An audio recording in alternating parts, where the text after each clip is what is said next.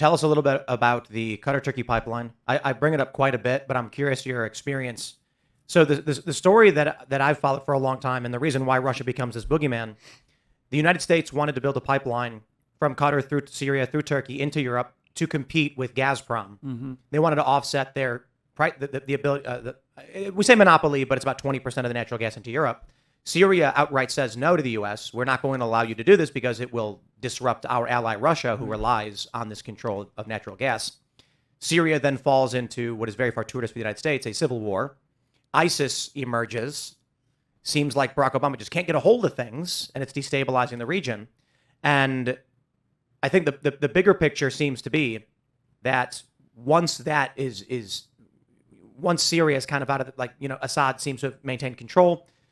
All of a sudden, then you get the Burisma scandal, and it seems like the United States, the West, and these intelligence agencies are trying to find a way to disrupt Russia's energy control into Europe. Mm-hmm. The The argument they've made when they try to be less conspiratorial is, it's hard to grow the European economy with the expense that we're facing, and you see riots over these prices, and thus we have to do something to offset Russia's control. But when you get the Nord Stream bombing, you get the U.S. Seemingly odd support for Ukraine in this conflict, it really does feel like it's just the West, Europe, the United States, NATO, trying to destroy Russia so that they can establish control over energy or something to that effect. Yeah.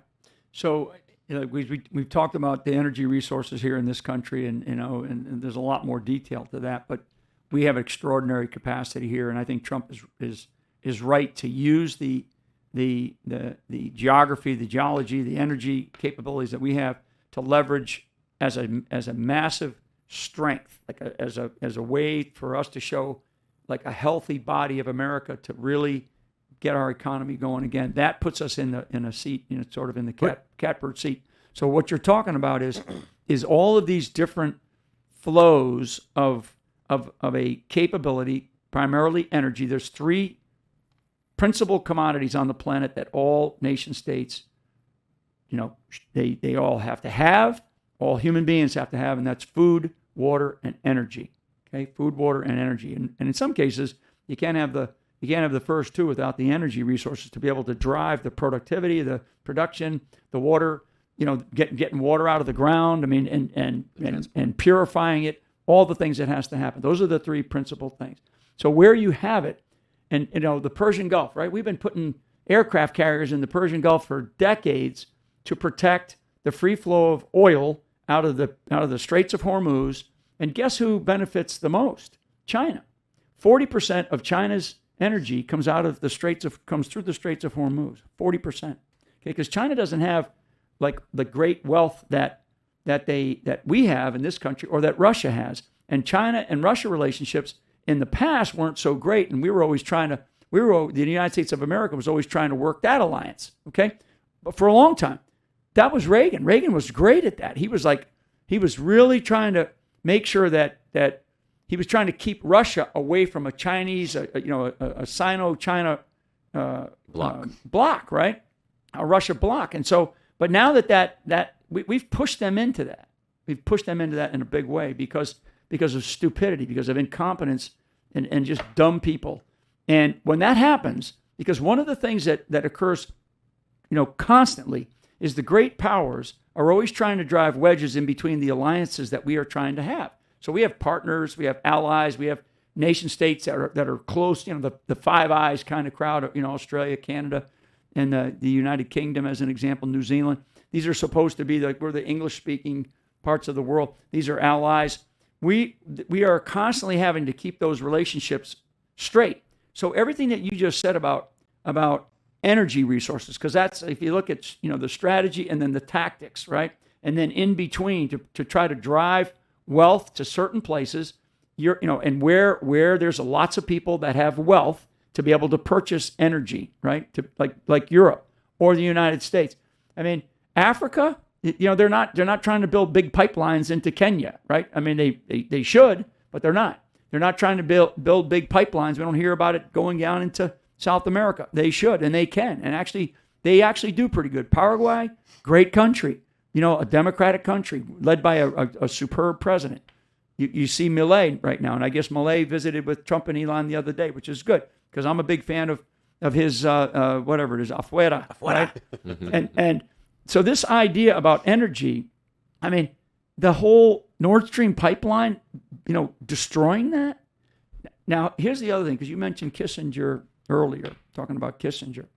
So when you look at people like that, and there's others, the former prime minister of Germany is actually on the payroll of Russia because the big pipeline comes into Germany, okay, from Russia, big pipeline, and then from Germany it goes out to all of Europe, and then it flows back down into it'll go as far south as Turkey, and then you have the competition for that resource coming from the Middle East, right, through some pipelines or whatever. All of that matters, and when you start to look at it, you go, okay, there's somebody getting something on us, and it's just like two kids on a street, right, that are trying to compete with each other, and you kind of nation states are like that. They are like that. And it's like, well, we're not going to allow this guy to be able to do this. And then when you have another nation state like China or Russia that says, well, we're not going to allow the United States to do that. And it's a constant give and take. And what happens is wars start. Wars don't start unintentionally. Yeah. They don't start unintentionally. They start intentionally. And for very, one of the books I wrote talks about the idea that war is the norm in human history and peace is the aberration. That's why when Trump comes into office in 2017 and he doesn't go to war, everybody's like, "Oh my God, this is a guy that's." And I tell people, Tim, I'm not anti-war. I'm anti-stupid war. There are times when I agree. agree. You know what I'm saying? I mean, it's like I don't want us to go to war. I'm not as a former military guy, that's not my thing.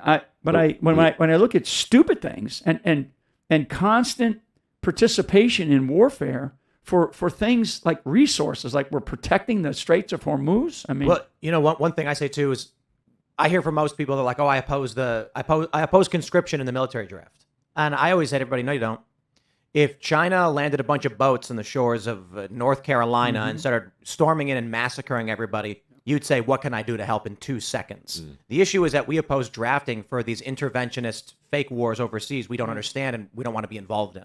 Right. If it came down to you defending your own home, I imagine, sure, some people are going to be like, I ain't fighting, get away from me. But that's what we're seeing right now, and that's what we saw, on January 6th, and we've been seeing for the last 4 years. There's a serious war going on in our country for information, as Alex Jordan's talked about, info wars, right? Fifth generational warfare, but info wars, information war. We are fighting to say, listen, you guys have been indoctrinated into a globalist ideology. Listen, I went to Princeton. I understand how this works, as we talked about the recruitment process, the recruitment into an education system that tells you, this is normal. This is the way it's supposed to be. Climate change. We have to cut down our carbon dioxide. It's like this is the insanity that gets pushed, right, by the establishment. So then you have to buy into it. Oh, you have to be a Democrat who believes in DEI, who believes in being a good person, putting your mask on, getting your vaccine, all this shit. That it's information war that starts when you're young, and to basically see how much are you going to conform. And that's why they're making this point in the new election. Oh, the most educated states all vote Democrat. I'm like, you mean the most indoctrinated? Because an intelligent person can get an education, but an education does not make you intelligent.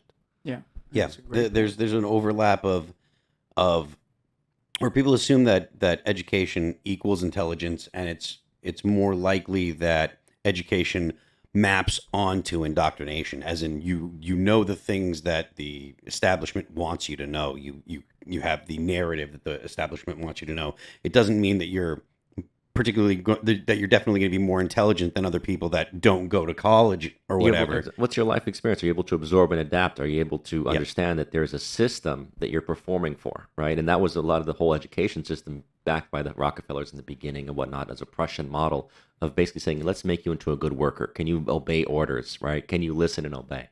And so, I mean, we're really in this really weird place where Democrats go, the Republicans are banning books. I'm like, do you understand that education itself is is based on books that have been written for you by by an establishment that says this is okay to teach kids. I mean, look at your history book. It's like they don't talk about things that we're discussing here. They just tell you very rote things, and then they'll say, and then if they want to lean you in one direction, they'll be like, now it's okay. We have to say, Columbus was bad. The explorers were evil people. They genocided. We're changing. That's statues that now? just I mean, we don't even. This is probably something that people say all the time, but we don't even teach our the citizens of the U.S. how our government works actually anymore. No. And they've been replacing, the ideas that, or the instruction that explains how the republic works. They've been replacing it with simplified democracy as an idea, and that's not. I mean, democracy it's a simple idea, but our government is much more complex. The way that our system works, and it's intended to be more complex than just simple democracy, because a simple democracy is going to end up with, essentially mob rule. Thanks for watching this clip from the Culture War podcast. We're live every Friday, 10 a.m. to noon, so subscribe and come hang out.